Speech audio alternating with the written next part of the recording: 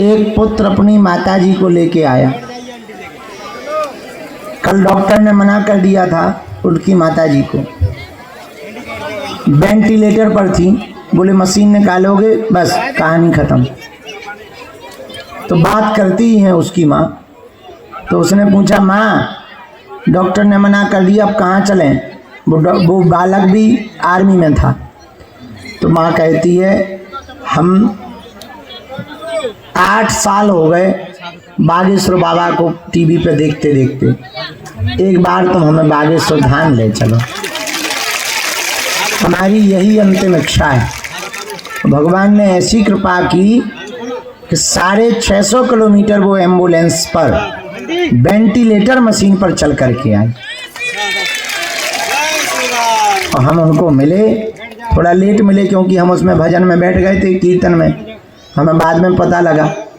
मिले, चाय पी उन्होंने, एक अंगूर हमारे हाथ से खाया, हमसे बातें करती रही बहुत देर तक, आशीर्वाद दिया और खूब खुश होकर के भगवान की कृपा से अभी तो सुरक्षित वापस गए।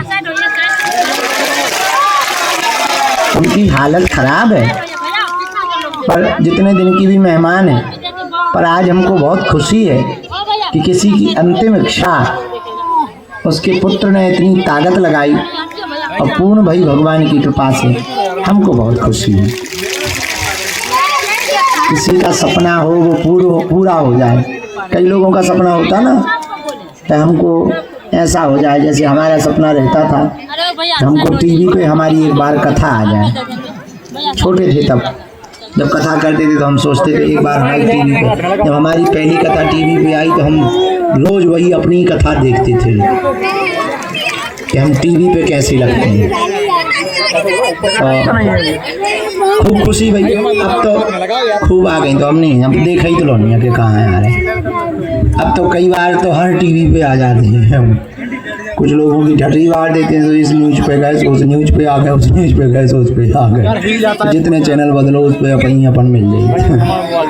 तो सारे मिलता है, यही तो हाल है यार। किसी का सपना पूर्ण हो उससे बड़ी खुशी होती नहीं है कुछ। हम भगवान से तुम्हारे लिए प्रार्थना कर रहे, ये कहानी तो नहीं बता रहे, इसके पीछे का सार बताना चाह रहे। जाओ तुम्हारा भी जीते जी सपना पूरा हो, हनुमान जी की कृपा हो जाए। थोड़ा सा ऊपर करो, एक इंची सही, इतना भी गहरा कोई देखे इधर से लोग मिला रहे हैं यार, तो वो नहीं अपनी अपनी। जिनका भी जो मनोरथ है जाओ पूरा हो जाए।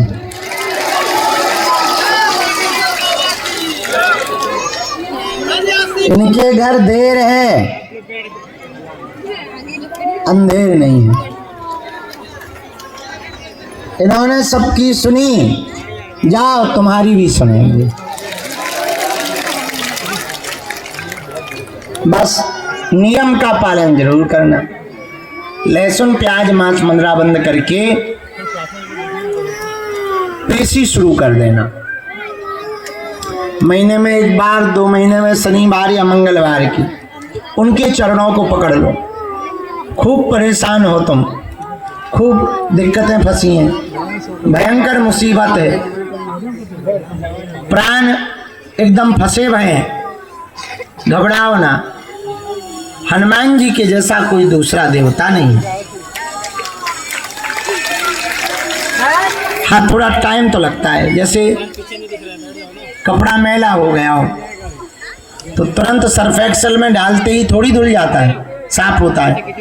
सर्फ एक्सेल में डालो, फिर घिसो, फिर बढ़िया उसे स्वच्छ पानी से साफ करो, फिर सूखने डालो, फिर प्रेस करो, तब कपड़ा पहनने योग्य होता है, तब उसकी काले व कचरा मिटता है, तब उसका दाग मिटता है। वैसे ही कर्मों का है, कर्मों के कारण दुख आ गए हैं, पीड़ा आ गई है, तुम बार बार नियम करोगे, बार बार पेशी करोगे, ओम बागेश्वराय हनुमान जी के मंत्र का जप करोगे, राम नाम का जप करोगे, हनुमान जी को दया लगेगी, तुम्हारे कर्म धीरे धीरे कटेंगे और तुम्हारे पुण्य का बल बढ़ेगा और पुरुषार्थ करने से और भगवान के प्रसाद से तुम्हारे मनोरथ पूर्ण होने लगेंगे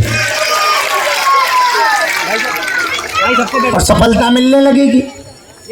ऐसी कृपा इनको माता जी को पीछे बैठा दो, ये इनको पीछे बैठा दो, जो आगे तुम उतरे आके उन्हें सुना दो, जो भी तुम्हारी बात हो कार्यकर्ताओं को सुना दो, सत्यम है सत्यम को सुना दो। भैया इन लोगों आप बैठोगे तभी तो बैठेंगे। उनकी कोई बात सुन लेना, जरा सत्यम को कह देना। तो माता जी है, उनको पीली साड़ी वाली। तो भगवान के यहाँ भी, बालाजी के यहाँ भी इसी प्रकार से होता है। क्या हम लोगों ने जो कर्म किए साउंड है ना, वो कटेंगे कैसे? कर्म का कटना मुश्किल है, भोगना तो पड़ेगा। देखो दुख जो पा रहे हो, बुरा न मानना, दुख तो दुख होता है, किसी के ऊपर भी हो, भगवान करे किसी के ऊपर ना हो, पर दुख तो दुख होता है। पर ये दुख है काहे का? अपने अपने कर्मों का ही तो है, पड़ोसी के कर्मों का थोड़ी। कुछ ना कुछ किया होगा तब तो भोग रहे, कोई भी हो। अब जब अपने ही कर्मों का दुख है तो कृपा कैसे होगी?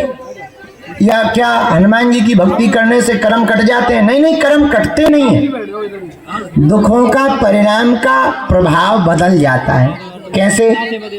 मान लो कोई ऐसा कर्म किया कि जिसका परिणाम एक्सीडेंट लिखा हो, और अगर किसी सच्चे सदगुरु की कृपा हो गई, भगवान की कृपा हो गई, तो एक्सीडेंट तो होगा पर ठेला की बजाय साइकिल में काम चल जाएगा।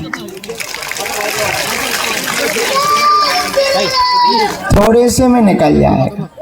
1 महीना जो हाथ दर्द करना है वो करेगा तो दर्द, पर 1-2 दिन में ही आराम लग जाएगा। 28 दिन 25 दिन का लाभ मिल जाएगा।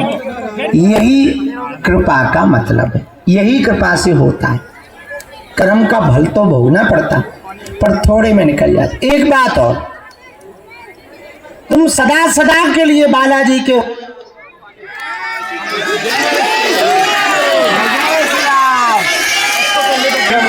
इनको ध्यान दी, खतरा वही बात हो गया।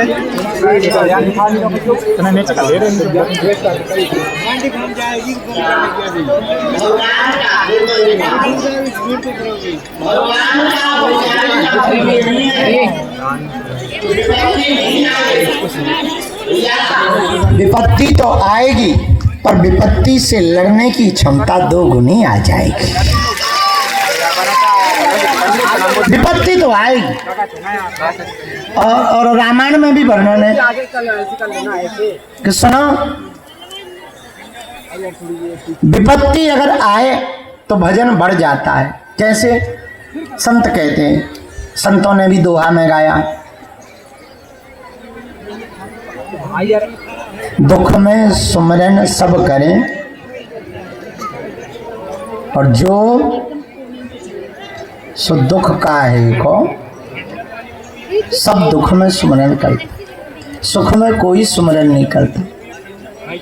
अच्छा, अब अगर कोई सुख में ही सुमरन करने लगे तो दुख काहे को होगा? हम आपको हाथ जोड़कर निवेदन करना चाह रहे हैं। देखो, आप हमारे पास आए, बड़ी आशा लेकर आए, बड़ी अपेक्षा लेकर आए, हनुमान जी के दर्शन करने आए, बालाजी को अर्जी सुनाने आए, या पर्चा बनवाने आए। हमारी बात मान सको तो मान लो, तुम्हारे काम आएगी। कोनो पर्चा अर्चा से भला नहीं होना है, कोनो बाबा ढाबा से भला नहीं होना है। जब इतना परेशानी हो रही है, सदा सदा के लिए तुम हनुमान जी की भक्ति करना शुरू कर दो, तुम्हारा कभी बुरा नहीं होना है। ये बात हम खुद कह रहे हैं, बुरा ना मानना। हम भी तुम्हारी ही, अरे यार तुम बार बार लोक ना कर बैठे, हम भी तुम्हारी ही तरह परेशान थे, तुम्हारी ही तरह अर्जी लगाने आए थे गुरु जी के पास। उन्होंने हमको भी यही रास्ता दिया, बेटा तुम चमत्कार देखोगे, पर्चा बनवाओगे या आशीर्वाद पाओगे। हमारे मुंह से निकला आपकी कृपा हम पे हो जाए गुरुजी। बस वो दिन है कि आज का दिन है। पर्चा बनवाने आए थे, पर्चा बनाने वाले बन गए।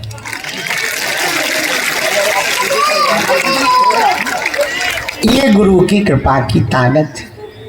उनके ही बल पे हम पढ़े लिखे इतने तो नहीं है, हाँ इतने तो हैं कि काम चल जाता है। How do you, how are you, where are you, इतने में काम चल जाता है। पढ़े लिखे ज़्यादा, पर जितने भी हैं उनके ही हैं। पर हाँ, आज देश और दुनिया में अगर हम घूम भी रहे हैं तो हनुमान जी की कृपा के कारण।